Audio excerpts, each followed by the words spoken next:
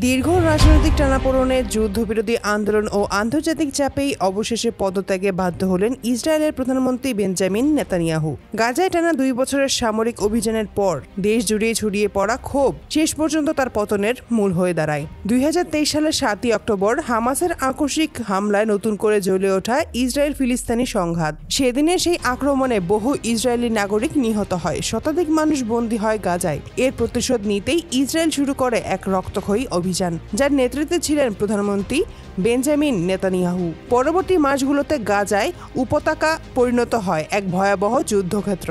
জাতিসংঘের হিসাব অনুযায়ী ইসরায়েলি বোমাবর্ষণে নিহত হয় 1 লক্ষেরও বেশি ফিলিস্তিনি, যাদের মধ্যে অসংখ্য নারী ও শিশু ছিল। হাসপাতাল, স্কুল, এমনকি আশ্রয় কেন্দ্র পর্যন্ত লক্ষ্যবস্তুতে পরিণত হয়। বিশ্বজুড়ে শুরু হয় প্রতিবাদ। মানবিক বিপর্যয়ের জন্য দায়ী করা হয় ইসরায়েলি সরকারকে। কিন্তু নেতানিয়াহু তবুও অভিযান থামাননি। তিনি ঘোষণা দেন, হামাস ধ্বংস না হওয়া পর্যন্ত যুদ্ধ চলবে। 2024 সালের মাঝামাঝি থেকেই পরিস্থিতি বদলাতে শুরু করে। যুদ্ধের খরচে বিপর্যস্ত অর্থনীতির নিরাপত্তাহীনতা এবং বন্দীদের মুক্ত করতে সরকারের ব্যর্থতা, সব মিলিয়ে সাধারণ মানুষ নেতানিয়াহুর বিরুদ্ধে রাস্তায় নামে। শান্তি চাই, রক্ত নয়, এই স্লোগান ছড়িয়ে পড়ে পুরো দেশ জুড়ে। তরুণ প্রজন্ম থেকে শুরু করে সাবেক সেনা সদস্য, এমনকি নেতানিয়াহুর নিজের দলের কিছু সদস্য তার নীতির বিরুদ্ধে অবস্থান নেয়। 2025 সালের শুরুতেই পরিস্থিতি নিয়ন্ত্রণের বাইরে চলে যায়। প্রতিদিন বাড়তে থাকে বিক্ষোভের তীব্রতা।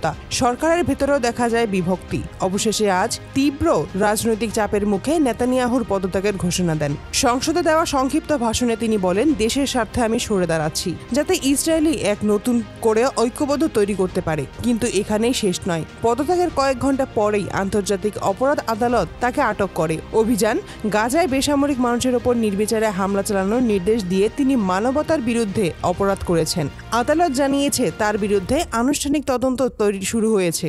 নেতানিয়াহুর পতনেই ইসরায়েলি জুড়ে মিশ্র প্রতিক্রিয়া দেখা দিয়েছে। কেউ মনে করছেন এটি যুদ্ধবিরোধী জনগণের বিজয়, কেউ আবার আশঙ্কা করছেন এই পরিবর্তনের দেশ আরও অস্থিতিশীল হয়ে পড়তে পারে। অন্যদিকে গাজার মানুষ এখনো ধ্বংসস্তূপে খুঁজছে নিজেদের জীবনের চিহ্ন। তারা বলছে, আমরা যুদ্ধ চাই না, শুধু বাঁচতে চাই। বিশ্লেষকরা বলছেন, নেতানিয়াহুর পদত্যাগ হয়তো মধ্যপ্রাচ্যের নতুন রাজনৈতিক বাস্তবতা তৈরি করবে।